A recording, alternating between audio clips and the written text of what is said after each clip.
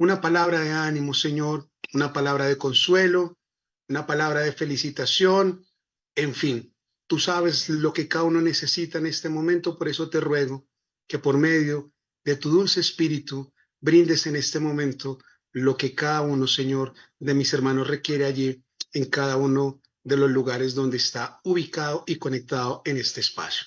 Padre, presentamos este tiempo en tus manos y te ruego para que seas tú quien nos permita tener esta reflexión, Señor, desde tu palabra, pero sobre todo que nos permita, Señor, poder discernir conforme a la guía de tu Santo Espíritu. Amén.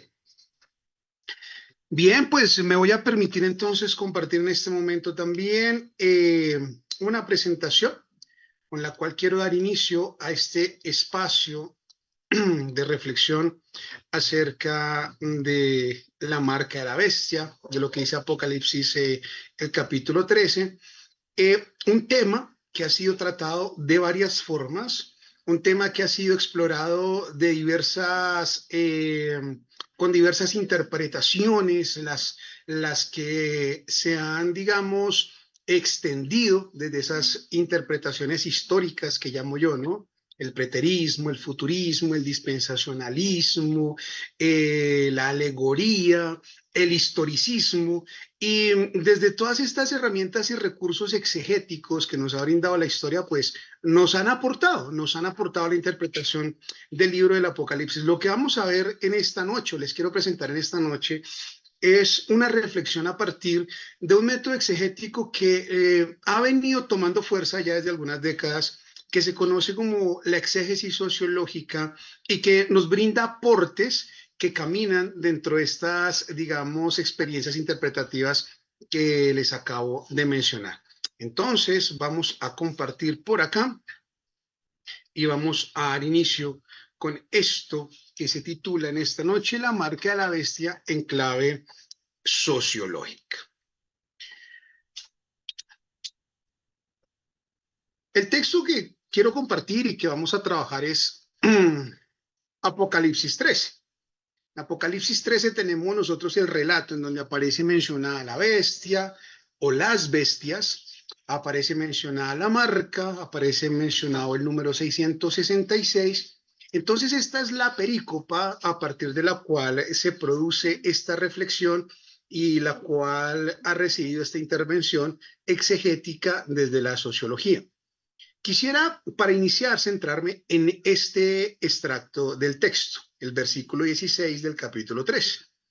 Y hace que a todos, pequeños y grandes, ricos y pobres, libres y esclavos, se les dé una marca en la mano derecha o en la frente. Esto es lo que dice Apocalipsis 13, 16. Generalmente, usualmente, nosotros decimos la marca de la bestia, ¿verdad? Decimos, aquí está hablando de la marca de la bestia. Pero lo más correcto, en términos, digámoslo, literales, sería decir, esta es la marca de la segunda bestia. No decir la marca de la bestia, ya que el texto nos habla de dos bestias, entonces no estaríamos definiendo cuál bestia, sino que aquí tendríamos que decir, cuando hablemos de la marca, esta es la marca de la segunda bestia. Es la segunda bestia narrada en el capítulo 13, la encargada de poner esta marca. Pero ya vamos a ir avanzando un poco acerca de este tema. Digamos que en el recorrido de mi charla yo les voy a ir preguntando cómo vamos. No sé si ustedes tengan la oportunidad, sé que no pueden encender los micrófonos, de reaccionar. Entonces, si pueden reaccionar con una manito, me van diciendo si vamos bien, si vamos mal, me escriben en el chat. Con eso yo voy mirando cómo vamos. No quiero correr, no quiero ir rápido. El tema es demasiado extenso y he tratado digamos, de sintetizar, de sincronizar de una manera muy condensada lo que traje para compartir en esta noche con cada uno de ustedes. Entonces, a partir de esto que leemos acá, se han tejido una serie de hipótesis históricas de las cuales yo he sido testigo de algunas, se las voy a mencionar. Tal vez algunos de los que están aquí presentes en esta charla del día de hoy las habrán escuchado, las habremos enseñado incluso o habremos hablado acerca de este tema. Por ejemplo, yo recuerdo que hace algunos años se decía que la marca de la bestia era un código de barras. Yo viví esa experiencia. Entonces, aquí en Colombia había una tendencia muy fuerte a señalar el código de barras como la marca de la bestia, ya que la mayoría de productos que se comerciaban tenían que llevar ese código, ese registro, y se decía en algunos escenarios cristianos que se aproximaba un momento en el que los seres humanos no íbamos a usar pasaportes o documentos de identificación, sino que íbamos a tener una marca, un código de barras que nos iba a identificar en el resto de países, y que ahí estaba entonces ya la señal de la marca de la bestia. Luego se empezó a hablar de un microchip eh, que se implantaría o se puede implantar en la mano, por debajo de la piel, y que ese microchip tendría la información financiera y comercial de las personas, que solamente era poner la mano en cualquier aparato electrónico y ya se te iban descontando tus recursos económicos o podrías pagar. Y entonces se empezó a decir que ya no, o sea, ya se empezó a olvidar el código de barras y se empezó a decir que la marca a la bestia era ese microchip que algunos científicos en algún laboratorio misterioso del mundo estaban creando ya, y que se veía venir ese elemento. El, el, el suceso.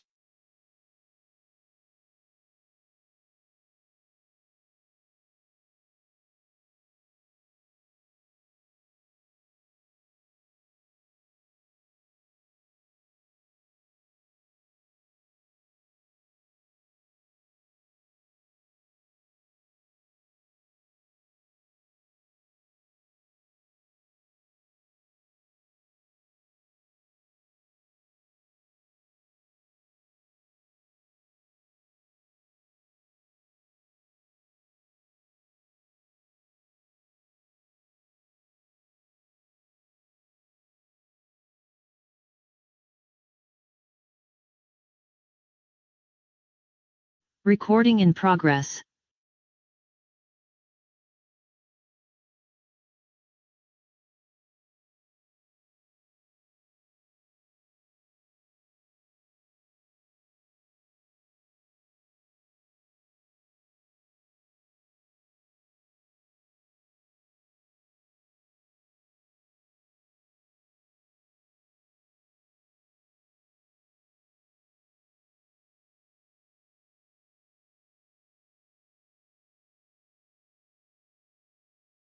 Recording in progress.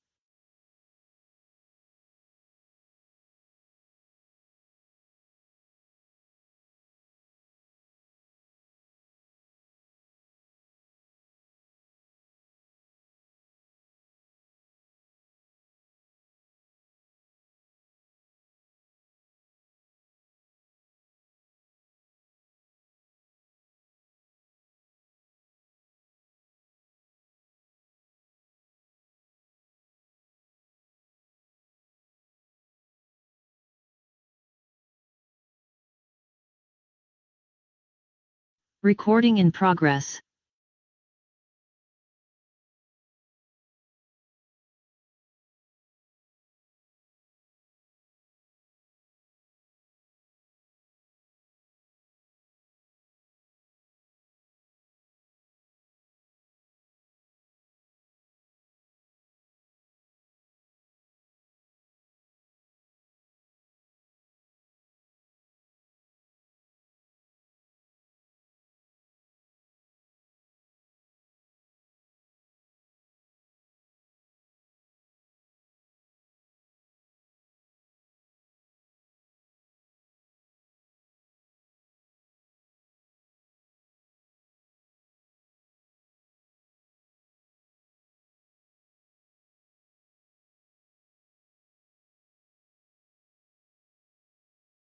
Recording in progress.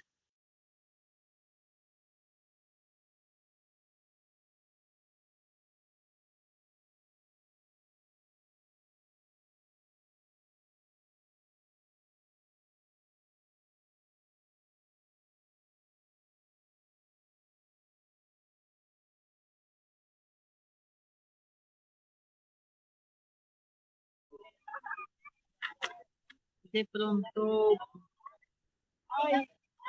Hola, qué pena con ustedes. Tuvimos un pequeño inconveniente con el internet, pero ya estamos de vuelta. Se escucha mucha bulla. Sí, ¿pueden apagar sus micrófonos, por favor?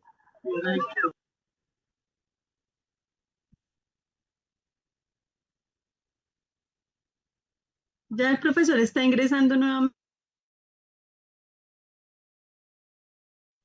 Ya el profesor está ingresando nuevamente. Ya volvemos a arrancar. Discúlpenos, por favor.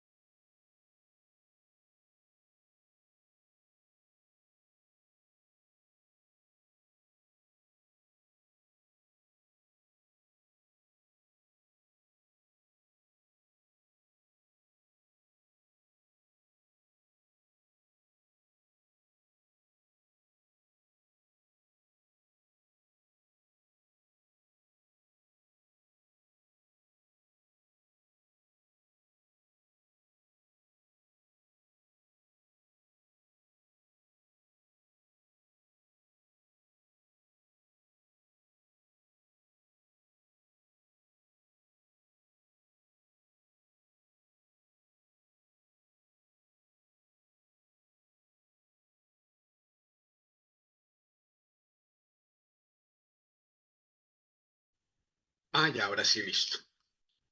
Bueno, pasa en la tecnología. Suele pasar. La bestia se enojó, amado hermano Pablo. Se enojó. No importa, nosotros seguimos adelante. Eh, bueno, entonces voy a nuevamente a retomar. Ya por ahí vi un dedito así de Luis Carela, qué bueno. ¿Cómo vamos hasta aquí? Yo era los que estoy viendo aquí en cámara, o sea, háganme así o háganme así, vamos bien, vamos mal. ¿Cómo vamos hasta aquí? Listo, entonces vamos a retomar. Vamos a retomar, qué bueno, me alegra. Y vamos a retomar. Entonces, permítanme, yo voy a compartir pantalla, vamos a abrir la presentación para retomar justamente en el punto en el que quedamos. Ahora el tema es que no me va a dejar. Ah, perdón. Ahora sí. Listo, ahí estamos nuevamente. Bueno, entonces continuamos. Eh, creo, Pablo, que ya se está viendo la diapositiva. Sí, perfecto. Entonces les decía que el hecho, ya pasamos por el código de barras, estoy hablando de mi experiencia, de todo lo que yo he escuchado a la marca La Bestia, luego vino lo del microchip. Entonces yo decía en la iglesia y decía, no pilas porque nos van a poner un microchip. Y empecé a darme cuenta que ahora no era necesario que nos lo implantaran debajo de la piel. Quienes usamos una tarjeta, débito, crédito, como medio de pago, pues llevamos en la mano un chip que nos permite comprar y vender, ¿sí? Y lo llevamos en la mano, quienes somos derecho en la derecha. Yo decía, bueno, quienes son zurdos se salvaron, eso ya no se marcaron, porque yo en la izquierda, los demás lo llevamos en la derecha. Y empecé a darme cuenta que de pronto estábamos exagerando un poco el tema de la marca La Bestia. Pero les decía que el hecho más reciente que a mí me empezó a generar impacto tuvo que ver con la pandemia, cuando después de un esfuerzo realmente grande, por parte de los laboratorios para controlar un suceso que siento que de alguna manera a todos nos tocó con algún par familiar, amigo, alguien muy cercano, el tema del COVID-19.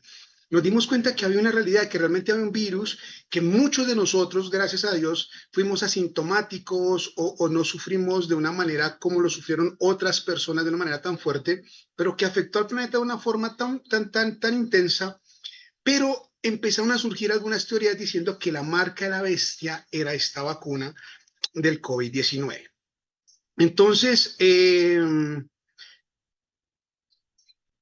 yo dije, oiga, vamos a hacer un análisis sociohistórico de la marca La Bestia, tratar de comprender allá, en ese escenario del siglo I y siglo II, qué se puede entender como marca de la bestia y tratar de hacer un paralelo y observar si realmente estamos hablando de una vacuna, de un microchip, si realmente tiene que ver con todas estas categorías.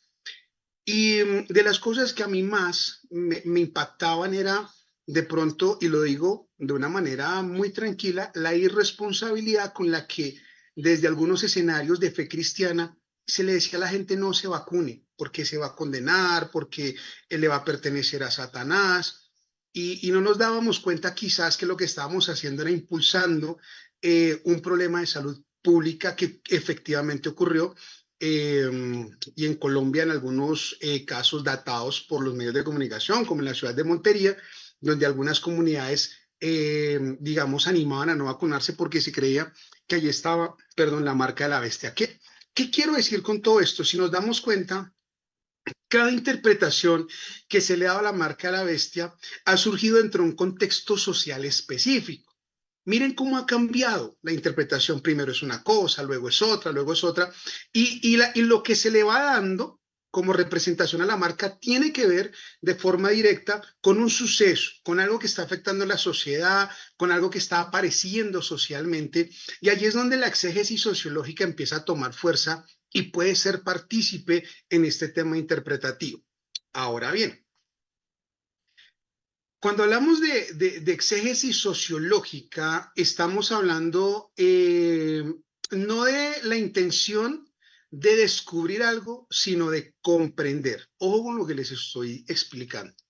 La exégesis sociológica no busca descubrir, sino tratar de comprender las razones por las cuales los hechos sucedieron.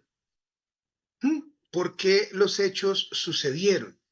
Entonces, vamos a descubrir que X personaje en la historia fue el más perverso. Eso de pronto no lo muestra la historia. La exégesis sociológica ahondaría más en las características humanas de ese personaje, en su conducta con su familia, cómo fue su crecimiento, su niñez, su círculo más allegado, para tratar de comprender qué impulsó a ese personaje o qué lo pudo haber impulsado a ser tan malo. Hay un libro de Richard Bumbran, yo se lo recomiendo, que se llama El Marx Desconocido. Es un libro de Richard Bumbran, y él habla de un Marx que fue una persona creyente. Y empieza Richard Bumbran a contar en ese libro cómo este niño, Marx, fue pasado por el rigor de la academia religiosa, por el rigor del conocimiento de Dios, por el rigor del conocimiento de la religión. Pero dice Richard Bumbran que hay un punto en la historia de Carlos Marx en la que se ignora qué fue lo que ocurrió que lo llevó a dar ese giro en el que pasó de ser un niño o un joven que estaba trabajando su vida fue trabajada en relación con Dios, y ya luego quería expulsar a Dios del cielo, como él mismo lo decía, de una patada. Parece que Richard Bumbran trata en este libro algunas situaciones que tienen que ver con la forma en cómo a él se le inculcó el tema de la fe, y posiblemente, aquí es donde entra la exégesis sociológica, tratar de comprender la forma en cómo él fue criado y cómo fue enseñado, lo llevó a ver reflejado a Dios de una manera no apropiada debido a las personas que tuvieron la tutoría de él. Entonces, lo que busca la exégesis sociológica es tratar de comprender los sucesos que ocurren y que impulsan un hecho que marca. En este caso, vamos a nombrar rápidamente cómo de la literatura apocalíptica, el origen de la literatura apocalíptica hasta las interpretaciones históricas, todas están permeadas por hechos sociológicos. Entonces, la literatura apocalíptica como tal, y cuando hablamos de literatura apocalíptica estamos hablando de una serie de escritos aún más antiguos que el Apocalipsis de Juan, que tienen unas características especiales, ¿sí? ¿Qué tipo de características? Estos son escritos que hablan siempre de un vidente, de una persona que entra a un éxtasis, que tiene una visión, que ve seres fantásticos. Hay una batalla entre el bien y el mal, donde el bien siempre va a terminar triunfando, el mal va a ser derrotado. Esas son características de la literatura apocalíptica y cuando surge esa literatura, más o menos 2 siglos, 3 siglos antes de Cristo, surge como un factor de resistencia frente a la agresión imperial helenista, es decir, del imperio griego. Entonces los primeros escritores apocalípticos surgen allá, en medio del imperio griego, y uno de esos ejemplos pudiera ser el libro de Daniel que tenemos en la Biblia, que nosotros lo tenemos en nuestro canon dentro del grupo de profetas, pero que, por ejemplo, en el canon hebreo Daniel no está dentro del grupo de profetas, no hace parte de los Nevi'im hebreos, hace parte de los escritos y es un libro que podemos llamar más apocalíptico que los profetas. El Apocalipsis de Juan emerge ¿en qué momento? Emerge en un momento de persecución bélica e ideológica contra el cristianismo. El cristianismo en sus orígenes fue un movimiento que gozó por parte de algunos emperadores ciertas indulgencias, pero por parte de otros, como Nerón, como Domiciano, como Tito, sufrieron unas persecuciones muy violentas, no solamente de forma armamentista, sino también ideológica. Entonces, a los cristianos que no podamos matar, que no podamos arrestar, tratemos de persuadirlos para que dejen de pensar en Jesús, en su Dios, y comiencen a adorar al imperio. Esa fue otra batalla que se libró por allá a finales del siglo I. El Evangelio de Juan, perdón, el Apocalipsis de Juan surge y emerge dentro de ese escenario.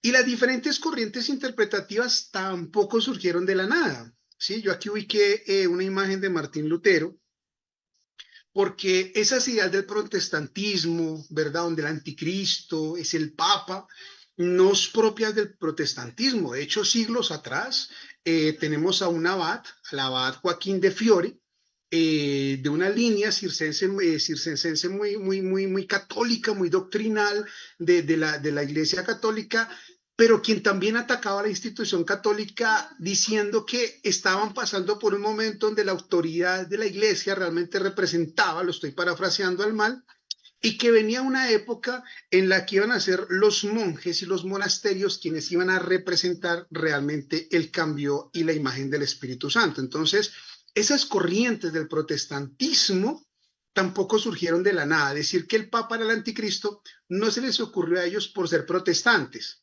o por ser seguidores de Lutero.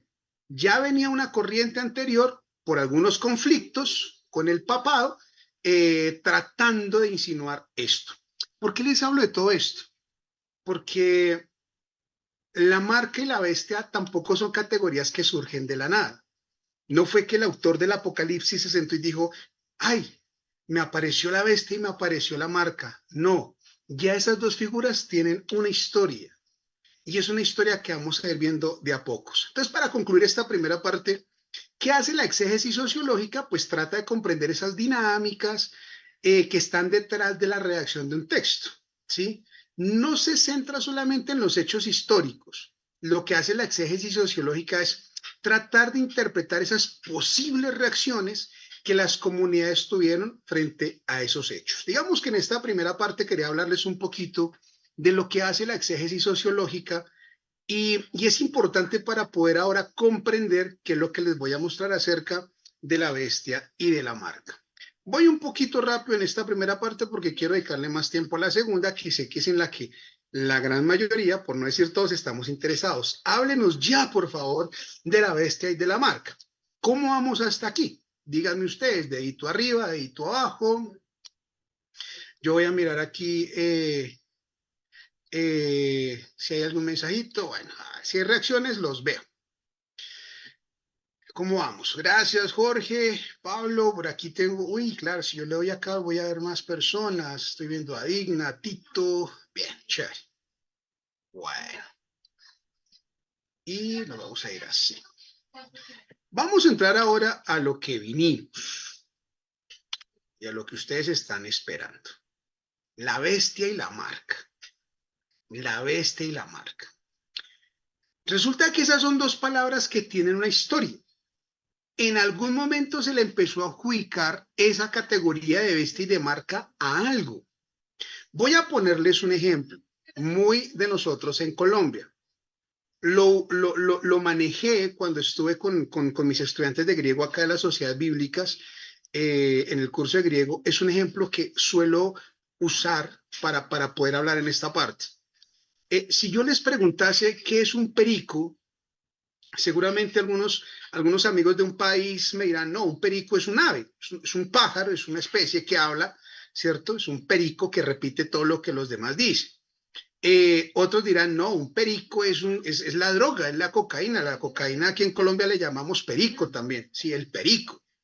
Pero en Colombia tú puedes pedir huevos pericos. Cuando vengas a Colombia, y espero el día no esté lejano y nos puedan visitar y disfrutar de nuestro país, si ustedes van a pedir un desayuno y dicen, les preguntan, ¿quieren huevos pericos? Pues los huevos pericos en Colombia no son otra cosa que huevos con cebolla y tomate. Esos son huevos pericos. Pero también en Colombia el perico es un café con leche, que te lo sirven en una taza muy pequeña. Si te lo sirven en una taza grande, es café con leche. Pero si te lo sirven en una taza pequeña, el mismo café con leche, le llamamos perico. Entonces les hablo de esto porque quiero, y seguramente en cada región ocurre con las palabras se van transformando de acuerdo a las regiones, las palabras se van transformando también de acuerdo a la historia. Las palabras pasan de interpretar algo a interpretar otra cosa de acuerdo a la cultura. Entonces la palabra bestia, por ejemplo, es una palabra que ya se venía usando con anterioridad antes del Apocalipsis de Juan, y en el libro de Daniel, capítulo 7, encontramos, por ejemplo, mención a un grupo de bestias. Daniel habla de bestias, dice, vi 4 bestias, tuve una visión, describe esas bestias, son muy feroces según la descripción que él hace, pero también en el mismo capítulo 7, Daniel nos indica qué representan esas bestias. Esas bestias representan reyes, pero también representan reinos, es decir, la palabra bestia no solamente representa a un animal gigante, sino que la palabra bestia representa un poder político o un poder monárquico. Dentro de esa concepción del siglo II y III antes de Cristo, cuando se quiere hablar de un poder que es tirano, de un poder que es agresivo, políticamente se le llama bestia. Un segundo ejemplo, solo ubiqué 2, es que esa categoría bestias también se puede referenciar a un poder que guía. Isaías 63:14 le hace una mención al Señor de bestia. Sí, hace un símil allí, una comparación. Le dice, uy, como una bestia tú cuidaste a tu rebaño. Y es muy interesante cómo se utiliza la palabra bestia, pero en este caso la connotación es de un animal fuerte, ¿sí? Del líder de la manada que cuida de los suyos, que cuida de su rebaño, que es, por ser el más fuerte, es el que va al frente y es el cuidador. Pero tenemos estas categorías. Ahora, la más común o la que más se nos muestra desde un ejemplo hacia algo es el de Daniel, donde habla de un poder político. Ahora la palabra marca. La palabra marca tiene varias connotaciones desde el Antiguo Testamento. Por ejemplo, en Levítico 19:28, ¿no? Cuando se hace esa prohibición, no lacerarás, no marcarás tu cuerpo, estamos encontrándonos con la palabra caca, la palabra hebrea caca, que representa, se traduce como marca, se puede traducir como marca o como señal, pero que hace una representación o una connotación cultural o religiosa. Es decir, yo me marco como parte de mi culto al Dios al que yo le creo. Esa es una marca llamada KK. Pero hay otro tipo de marca. Génesis 4:15. Seguramente recordamos el pasaje cuando es desterrado Caín, ¿verdad? Y dice que el Señor pone una marca, una señal en su frente. Tenemos ahí el término hebreo ot. Esa palabra ot, que también se traduce como marca al español, como señal, es una palabra que da a entender o representa un hecho milagroso, una señal milagrosa. Miren la diferencia entre estas dos marcas. Las dos son marcas, las dos se ponen sobre el cuerpo, las dos las lleva el ser humano, pero mientras una la hace el ser humano en un sentido de adoración cultural, la otra la ubica Dios en un sentido de protección. El tercer ejemplo de marca que les quiero dejar en esta charla es esta palabra Jotam, Cantares 8:6. Esa palabra Jotam es bellísima. La palabra que se tradujo luego al griego como esfragizo es bellísima porque es una marca o es una señal, es una palabra que se traduce como marca o señal y que tiene que ver con una relación de pertenencia en unidad de amor. Te llevaré como una señal en mi corazón, como una marca en mi brazo. Es un relato divino en el que aparece el Jotam, una marca, pero que representa una unidad en amor, en pertenencia. Tú me perteneces y yo te pertenezco porque nos amamos. Entonces miren cómo estas dos palabras van caminando por el texto bíblico con estas connotaciones. Ahora bien, llegamos a Apocalipsis 13. Y Apocalipsis 13 nos presenta la palabra bestia y la palabra marca. Apocalipsis 13 habla de dos bestias, la palabra griega therion o terión. Estas dos bestias tienen características similares, pero también otras muy diferentes. Como les dije al comienzo, no es la primera bestia la que hace la marca, sino es la segunda bestia. Y la segunda bestia trabaja en una función absoluta hacia la primera. Todo lo que hace la segunda bestia es para llevar a la gente a la adoración de la primera bestia. Esa segunda es la que se encarga de poner la marca. Pero esa segunda bestia tiene una característica interesante, que tiene una apariencia de cordero, pero tiene voz de dragón. Y es interesante cómo esa segunda bestia es descrita con esas dos imágenes, la del cordero y la del dragón, que en el libro del Apocalipsis son el Cristo y el diablo, o Satanás. Esta bestia maneja una apariencia de piedad, pero con sus expresiones está mostrando que realmente es un emisario de Satanás. Lo interesante también es que esta segunda bestia desaparece del relato de ahí en adelante. Ya no se vuelve a mencionar la segunda bestia como segunda bestia, sino que se le empieza a llamar falso profeta, como en Apocalipsis 19:20, que es cuando se describe que ese falso profeta que es echado a la condenación junto con el anticristo es aquel que engañó con señales al pueblo para adorar a la primera bestia. Es decir, esa segunda bestia, que es a su vez el falso profeta que tiene la apariencia de piedad, está manifestando una identidad de carácter religioso que actúa en favor de la primera bestia, que es la identidad del carácter político. Estamos hablando entonces del poder religioso de Roma que seduce, que manipula y que convence para que los creyentes terminen en una adoración hacia el imperio, que terminen postrados hacia el imperio. Cuando leemos con detalle el Apocalipsis, nos damos cuenta que el temor de Juan o del autor del Apocalipsis no es tanto que los creyentes mueran. De hecho, él les dice que si mueren, van a recibir esa corona, ¿verdad? Van a estar allí adorando. Los mártires van a estar recibiendo el premio de la gloria. El gran temor de él no es la muerte de los creyentes. El gran temor de Juan es la desviación de los creyentes de la fe hacia la adoración idolátrica. Entonces, cuando vemos esa segunda bestia, la que pone la marca, estamos ya teniendo una referencia de que hay un tema religioso detrás que manipula. Ahora bien, la marca. Y ubico yo allí Hechos 17:29. Y ustedes dirán, pero ¿por qué si estamos hablando de la marca de la bestia, usted nos va a mandar a Hechos 17:29? Porque la palabra marca que aparece en Apocalipsis 13 es esta palabra, haragma. No es esfragizo, ¿verdad? No es jotam, las que vimos hace un rato, no es jot, no es otra, es la palabra haragma que aparece, aparte de Apocalipsis, solamente en Hechos 17. En el griego bíblico aparece solamente esa palabra y aparece en relación a esto que estamos leyendo acá. Siendo pues linaje de Dios, no debemos pensar que la divinidad sea semejante a oro o plata o piedra, escultura de arte e imaginación de hombres. Esa palabra escultura es la palabra haragma. O sea que la jaragma es una palabra que se traduce como marca, que se entiende como marca, pero está en relación a una idolatría o un ejercicio idolátrico que proviene del ser humano. Entonces, esa palabra marca que impone la segunda bestia tiene que ver con un ejercicio idolátrico, un ejercicio al que la religión lleva, pero no es un ejercicio idolátrico a Dios, no es un ejercicio idolátrico a la misma religión del imperio, sino es un ejercicio idolátrico al poder del imperio.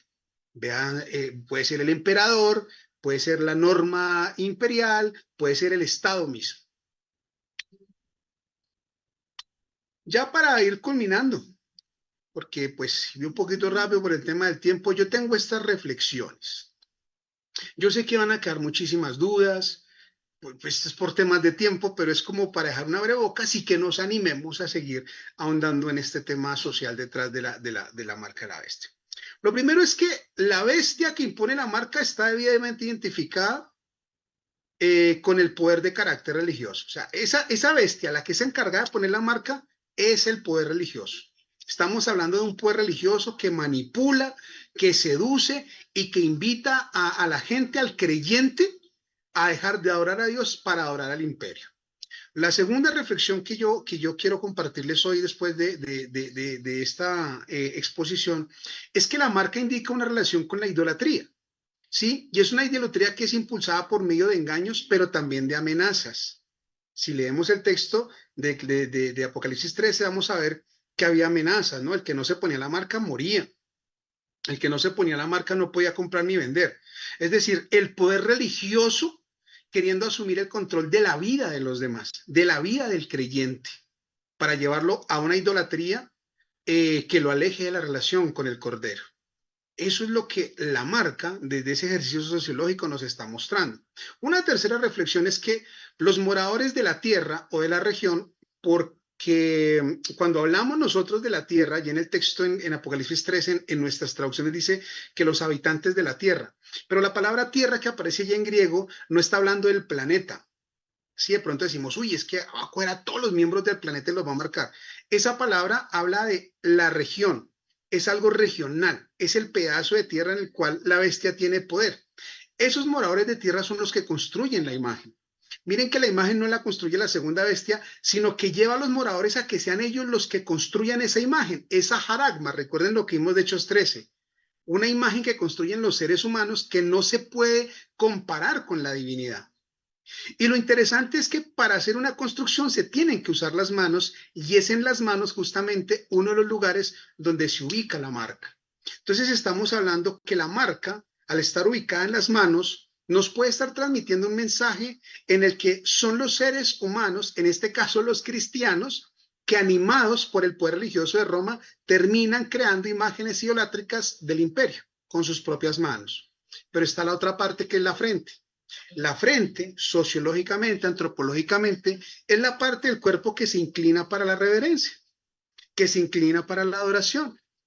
¿Qué hacemos nosotros con la frente cuando estamos delante de alguien? Generalmente cuando saludamos a alguien, estrechamos la mano e inclinamos un poco la frente. Decimos, mucho gusto, ¿cómo está? ¿Verdad? Mucho gusto, me llamo Lino. Pero también cuando nosotros estamos en un acto de reverencia, muchas veces nos postramos de rodillas, en el suelo, ¿y qué hacemos? Inclinamos la frente. Entonces, la frente antropológicamente es la parte del cuerpo que se inclina para la oración. Y la marca de la bestia está en las manos y en la frente. La marca de la bestia está en la mano derecha, que es la mano de las acciones nobles, según como lo podemos entender en la cultura del Medio Oriente. Por eso menciona la mano derecha, la mano de las acciones nobles. Las acciones nobles de los creyentes están construyendo imágenes para adorar al imperio y al mismo tiempo se están postrando y están haciendo reverencia al imperio. Porque lo que dice Apocalipsis 13 es que lo que la segunda bestia quería era que ellos adoraran a la primera. El objetivo es que adoren a la primera.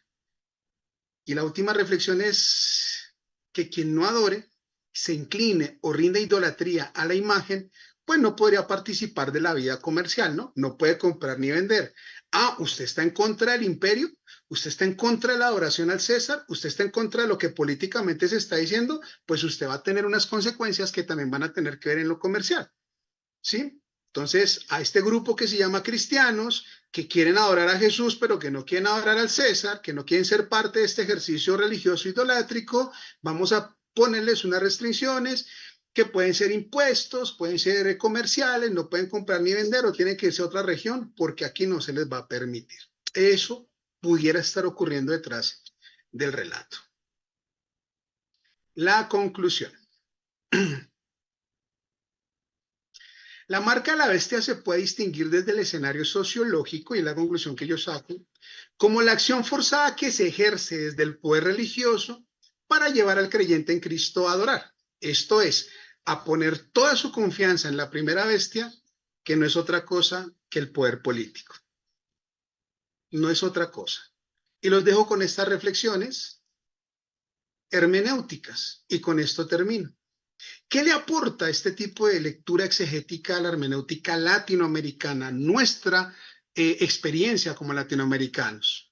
Lo primero, que yo rescato como aporte, pueden haber muchos más, ustedes pueden también estar haciendo allí sus reflexiones, perdón.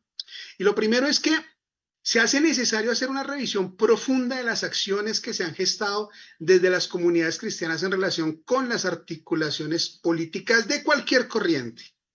La iglesia cristiana en Latinoamérica debe hacer una reflexión de cómo es que está manejando sus relaciones con la política. ¿Cómo lo está haciendo? Porque terminaron los templos convirtiéndose en los lugares de encuentro, las congregaciones, en escenarios políticos, de proselitismo político, y terminamos a nuestros pastores y nuestros líderes viéndolos no predicando el evangelio, no llamando al arrepentimiento, no llamando a la misericordia, sino indicando que X o Y candidato es la mejor opción y que tenemos que votar por él. Es decir, llevando a las comunidades a postrarse y a levantar una imagen idolátrica que no tiene que ver con Cristo, sino con un poder político y humano. Tenemos que hacer esa reflexión y mirar hasta dónde hemos llegado y hasta dónde hemos permitido que esta clase de relaciones afecten un poco de pronto también las dinámicas adentro de nuestras comunidades. Segundo aporte que este análisis nos hace es que debemos tener cuidado con la manera en la que observamos el Apocalipsis de Juan. Debemos tener cuidado, pues puede ser que nosotros, por estar esperando la marca física, que nos pongan un sello, cualquier cosa, nos estemos descuidando y ya vengamos trayendo una marca de la bestia en clave espiritual. Por estar esperando lo físico, tal vez ya vengamos marcados de forma espiritual. Es bueno tener cuidado y hacer una reflexión juiciosa de cómo estamos leyendo el Apocalipsis de Juan. Y lo tercero es que por más difícil que se vislumbre la realidad de cualquier comunidad o grupo social en nuestros países, la respuesta y la solución no está en los poderes estatales.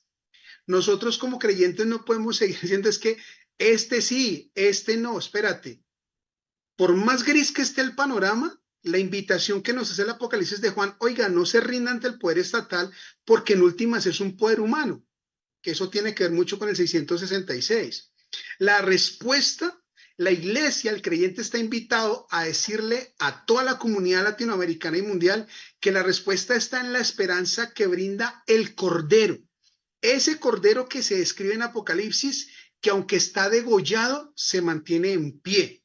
Y la iglesia latinoamericana hoy podemos decir que es una iglesia mártir, degollada, perseguida en muchos casos, pero que se mantiene en pie, no por acción del Estado, no por acción de la política, sino por el actuar de aquel que un día nos dejó su espíritu y que es ese Cordero León que está degollado y que se mantiene en pie, tal como lo escribe el Apocalipsis de Juan.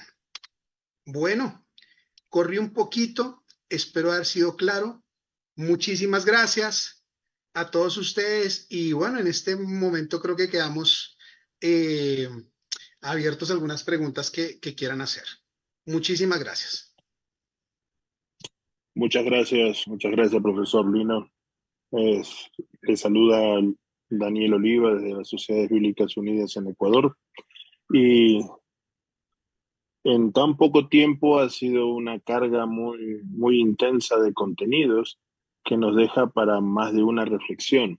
Creo que este es uno de los temas que ha apasionado a la iglesia de tanto en tanto, es uno de los temas permanentes, pero que, como bien decía el profesor Lino, ha tenido como distintas olas de revival, ¿no? De volver a levantarse, a aparecer identificando personajes a lo largo de la historia, y quizás estos personajes sean los que cada contexto ha determinado, ¿no? Y en cada contexto, en cada momento histórico ha aparecido un personaje o varios personajes que han encarnado a esta segunda bestia, y nos ha iluminado o nos ha oscurecido el entendimiento de la escritura.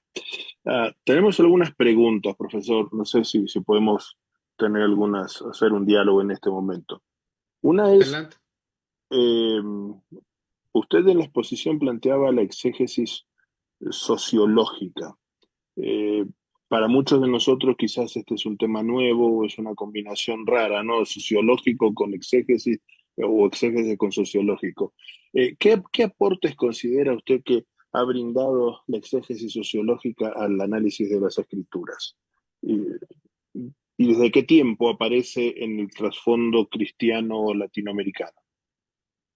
Bueno, cuando hablamos de exégesis sociológica, nos ubicamos, hay un documento, ¿verdad? La interpretación de la Biblia de la Iglesia, de la Comisión, eh, em, de la Comisión Pontificia, y lo que hace allí es una invitación a los exégetas, y es maravilloso también cómo resaltan ellos la labor de la exégesis protestante, justamente al permitir que las ciencias sociales incursionen en los estudios exegéticos. ¿Por qué, digamos, hay esta apreciación tan positiva al respecto? Porque nos permite, como lo vimos hoy, escudriñar el texto desde digamos, desde unos escenarios más de carácter social que se van a asemejar con nuestra propia experiencia hoy. Sabemos que tenemos un puente gigante histórico, ¿verdad? Y que es prácticamente imposible saber con exactitud qué está pasando allá. No tenían los recursos que tenemos hoy, no hay ningún registro, tenemos registros escritos. Sí, bueno, tenemos registros fotográficos, fílmicos, tenemos registros escritos, y a partir de esos registros escritos debemos indagar. Entonces, una de las herramientas de la sociología o algunas de las herramientas de las ciencias sociales nos van a permitir, como les dije al comienzo, quizá no dar detalles. Y aquí sería muy atrevido decir, es que esta es la verdad absoluta. No, jamás. Que lo que estamos brindando es un aporte. ¿Sí? Estamos tratando de comprender qué está ocurriendo detrás del texto, y detrás de esa comprensión entonces nos apoyamos en las ciencias sociales. Por ejemplo, cómo actúa una comunidad tan joven como la del siglo I, cuando le están diciendo, por un lado, Jesús es la esperanza, Jesucristo es el Señor, pero por otro lado le está diciendo el imperio, no, yo tengo el poder y si lo quiero dejar sin comer, pues le quito la comida. O sea, ¿cómo reaccionarían ellos? ¿Sí? Y luego trasladarnos esa pregunta a nosotros, ¿cómo reaccionaría yo? Entonces, a pesar de la distancia, es la misma experiencia. ¿Cómo reaccionaría yo? ¿Qué emociones aflorarían? ¿Qué decisiones tomaríamos? Comunitariamente, ¿qué se podría presentar? ¿Habría discusiones? ¿Habría disgustos? ¿Preocupaciones? Todas esas preguntas que se pueden responder desde las ciencias sociales nos van a ayudar a indagar un poquito y acercarnos más al texto. Entonces, pienso yo, mi estimado Daniel, que ese es el gran aporte, que no solamente nos deja el dato histórico. Sí, no, es que saber que un emperador que se llamó Domiciano y persiguió a la iglesia, ese es el dato histórico, perfecto. Pero, ¿cómo se comportó esa iglesia? ¿Cómo reaccionó? ¿Cómo se sentía el padre cristiano que no tenía para darle de comer a sus hijos porque el imperio no se lo permitía por seguir a Cristo? Entonces, allí la sociología nos permite ahondar y excavar, digamos, en ese quehacer humano que está detrás también de la composición del texto. Gracias, gracias. Y me levanta la idea, la pregunta o la reflexión de cómo este tipo de exégesis sociológica nos permite ver que la iglesia no fue nunca una comunidad cerrada como en una burbuja, ajena a los avatares de la vida cotidiana, ¿no? Entonces, la confesión de fe no solo era una confesión de fe ante Dios y ante la sociedad, sino era un posicionamiento ante los otros dioses y las otras fes que andaban pululando, que andaban recorriendo la zona, ¿no? Entonces, el declararse seguidor de Cristo, como usted bien dijo, trae consecuencias. Traía consecuencias, traía consecuencias en el tiempo de formación del texto bíblico, trajo consecuencias después y nos trae consecuencias hoy, o nos debería traer consecuencias hoy seguramente, ¿no? Gracias. Este, hay una parte que a mí me llama la atención del verso en la perícopa que usted estaba analizando. El verso 16, Apocalipsis 16, es el punto donde se implanta la marca, en la mano derecha o en la frente, y luego el verso 17 muestra la utilidad o la función de la marca, ¿no? Y que ninguno pudiese comprar ni vender, sino el que tuviese la marca o el nombre de la bestia. Y me llama la atención el tema este de la conexión. Como bien usted decía, un sistema religioso que pone la marca en la frente y nos inclinamos en reverencia, pero también la conexión del sistema religioso con el sistema económico. Hay otro pasaje por ahí más adelante en Apocalipsis 18, cuando encontramos la caída de Babilonia, los versos 11 al 20, donde vemos que la lamentación de los mercaderes que se enriquecieron a costa de Babilonia, traficando o negociando un montón de mercancías, entre las cuales están los esclavos, almas de hombres, ¿no? Entonces, es decir, ¿cómo podemos ver hoy, qué nos dice hoy este pasaje, esta perícopa que usted analizaba, sobre la relación de la fe con la economía, con las relaciones de intercambio en nuestros países, aún con la relación política, las relaciones con la política? ¿Podemos encontrar alguna luz en esto? Hay algo, sí, muy interesante, Daniel. Hay una autora que se llama Elizabeth Schussler, Fiorenza, les dejo ahí el dato. Ella tiene un texto sobre el Apocalipsis. Y Elizabeth Schussler, primero, pues hace un comentario bastante fundamentado en esa retórica eh, clásica acerca del Apocalipsis, pero da un dato interesante acerca del tema económico. Ella plantea lo siguiente: habla de la moneda y habla un poco de cómo algunos emperadores, por el afán de terminar agrandando más su ego, endiosándose delante de las comunidades, mandaban imprimir en la moneda su rostro. Y si no mandaban imprimir sus rostros o el de algún familiar, el de alguna deidad que lo representara.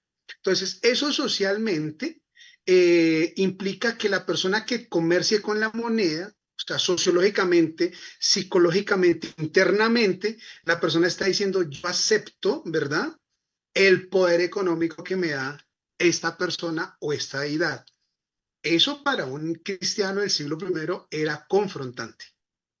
Saber que el recurso económico con el que quizá pueda hacer una transacción comercial, ¿cierto?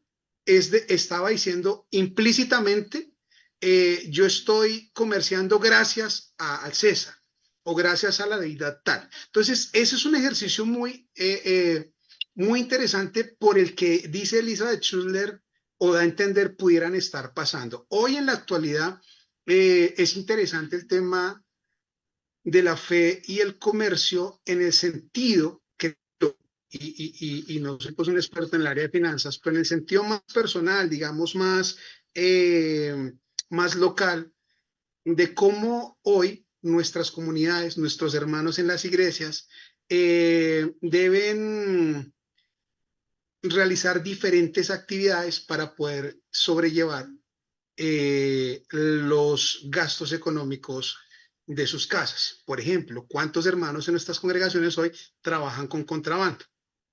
Sí, porque no tienen otros recursos, o sea, socialmente no tienen empleo, ¿cierto? Sus hijos les están diciendo tengo que comer, la iglesia no les da un mercado, saben que tienen un Dios que los escucha y dice, pero yo tengo que hacer algo, oiga, voy a contrabandear. Hablo de eso porque ha sido mi experiencia. Yo conozco algunas personas que viven de eso, de traer producto sin pagar impuestos y venderlo más económico. Eso es contrabandear. Entonces yo creo por allí, Daniel, que este tema de la marca La Bestia es o soy fiel y resisto, digamos, en un sentido honesto, íntegro, en el que mi testimonio no se manche y creer que el Dios que me llamó me va a sustentar de una u otra manera, o ceder un poco, ¿verdad? Y terminar rindiéndome de pronto a una propuesta o un ejercicio económico que no es quizás de mucho testimonio en temas de fe. Entonces, por allí creo que hay también un ejercicio interesante que seguramente en muchas de nuestras comunidades algunas personas pueden estar viviendo. Ujú. Sí, y ahora este caso que usted menciona me trae a la memoria dos casos muy concretos. En Ecuador, y creo que en cada uno de los países que estamos representados en esta noche aquí, estamos viviendo una seria crisis consecuencia de la pandemia, una consecuencia post-pandemia. En muchos de nuestros países se tomaron medidas para proteger las fuentes de trabajo, proteger las inversiones empresariales, bueno, una serie de factores, de elementos que en su momento los políticos decidieron, pero en la práctica eso representó que hoy por hoy todavía hay gente que está viviendo con menos del salario básico.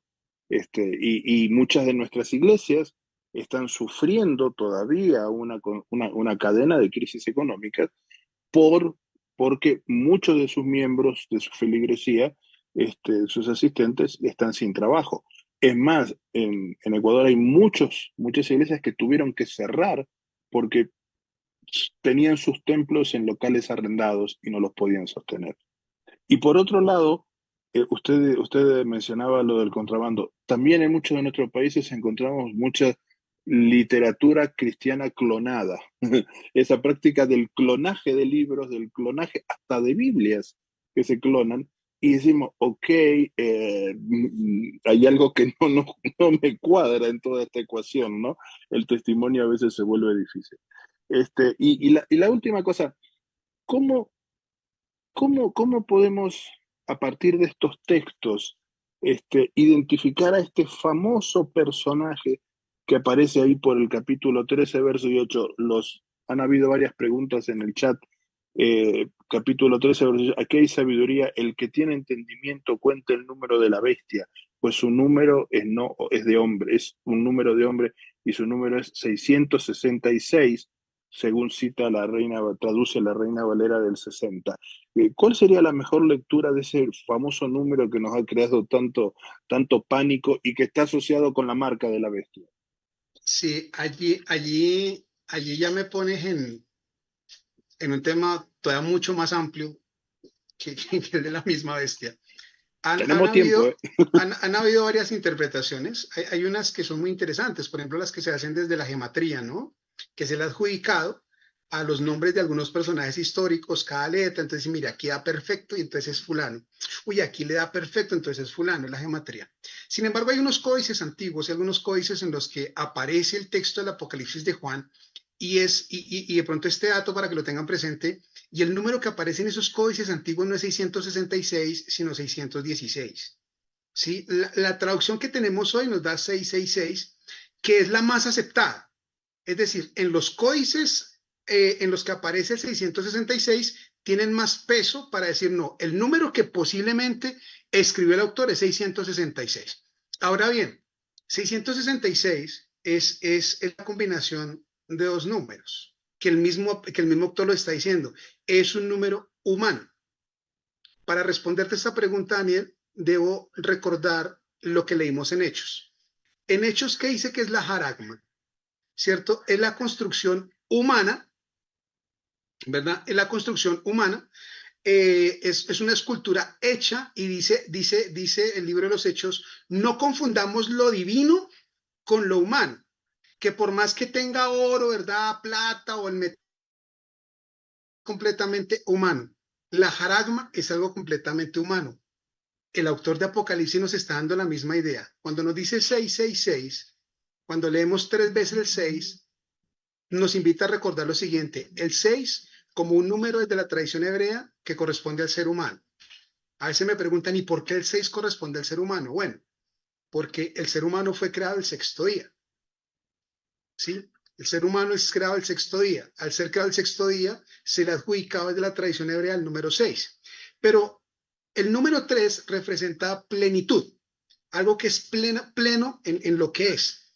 Vamos a leer en Isaías, por ejemplo, que los seres celestiales dicen santo, santo, santo, 3 veces. En Apocalipsis también, santo, santo, santo, 3 veces. La resurrección del Señor al tercer día, ¿sí? 3 veces me negarás, Pedro, 3 veces cantará el gallo, ¿sí?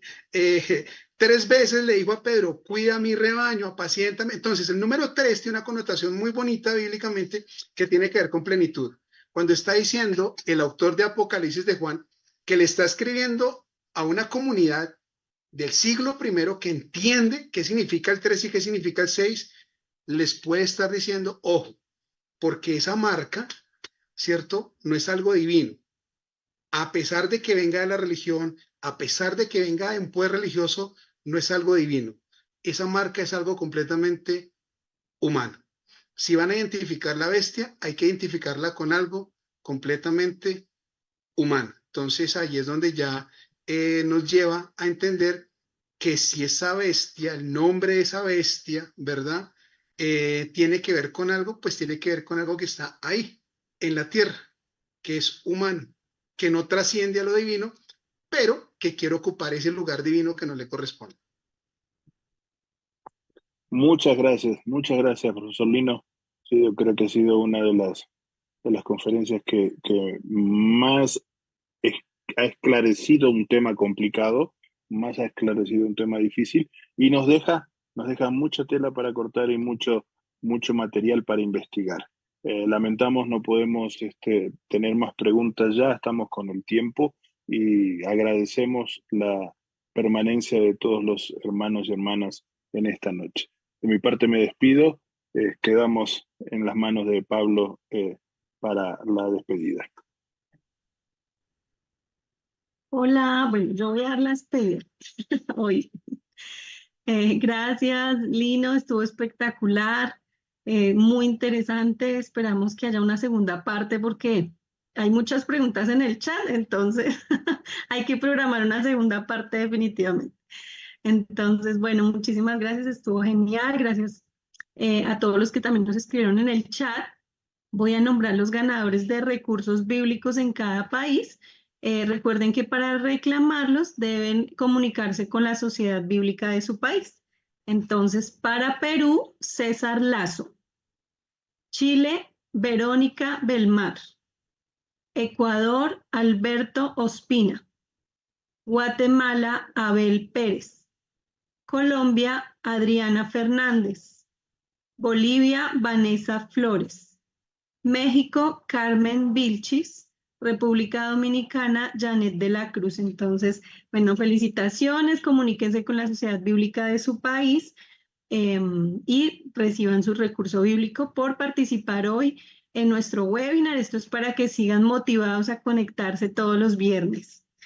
También les quiero contar que el próximo viernes tendremos un webinar también muy interesante. Estará con nosotros el profesor Fausto Liriano y estaremos hablando de Jesús. ¿Paz y amor? Es la pregunta que nos plantea el profesor Fausto. Va a estar también súper interesante. Entonces, allí los vamos a estar esperando. Y bueno, para finalizar, vamos a orar para cerrar este tiempo tan maravilloso. Señor, te damos muchas gracias por la oportunidad que nos das de aprender. Gracias por la vida del profesor Lino, por todo ese conocimiento que nos ha podido transmitir hoy. Te pedimos que lo guardes, lo guíes. Oro por cada persona que ha participado, que aparta este tiempo para aprender más de tu palabra. Gracias por esa pasión, por ese amor, por ese anhelo de conocerte más. Que ese fuego siga creciendo en nuestros corazones, Señor. Y gracias por todas las personas que hacen posible este webinar, los que están allí detrás, tratando de que todo funcione bien, los organizadores, por favor. Guárdalos, bendícelos, guíalos cada día, Señor, y entregamos este día en tus manos, como siempre sabemos que tú tienes el control. En el nombre de Jesús, amén. Y los invito a que prendan sus micrófonos y se despidan, prendan sus Muchas cámaras. gracias. Muchas Bendiciones y un bendiciones abrazo para todos. para todos. Feliz noche. Dios los bendiga desde Perú.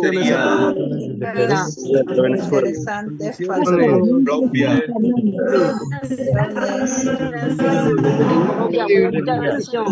Colombia, espero que el próximo regalo de la República Dominicana. Cristian José. Saludos desde Perú. Lima, Perú.